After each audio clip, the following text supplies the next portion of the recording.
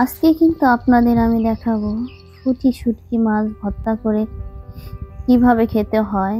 আর এটা কিন্তু একদম ফ্রেশ একটি শুটকি মাছ, খেতে কিন্তু খুবই মজা। এই যে আমি মাছটাকে কিন্তু গরম পানি দিয়ে সুন্দর করে ধুয়ে নিয়েছি। তার কারণ কি জানেন?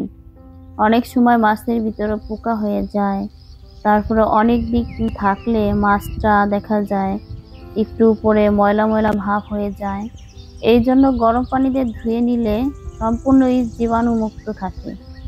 শুটকি মাছ বিশেষ করে গরম পানি দিয়ে ধুলে কিন্তু অনেক বেশি ভালো হয়।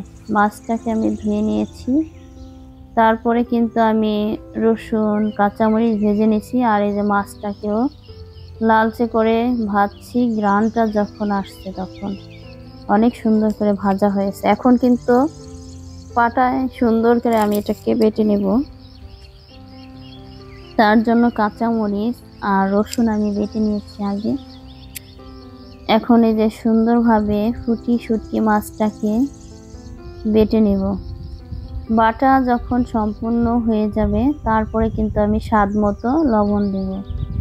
আর আপনারা ভুল করে কিন্তু কখনোই যে কোনো ভর্তায় অনেক বেশি লবণ দিয়ে ফেলবেন না, কারণ এটার পরিমাণ বুঝে লবণ দিতে হবে।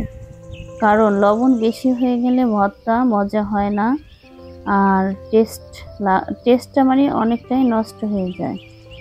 এই জন্য এই যে আমি লবণ দিয়ে কিন্তু আর একবার বেটে নিয়েছি। আমার ভর্তা কিন্তু রেডি হয়ে গেছে।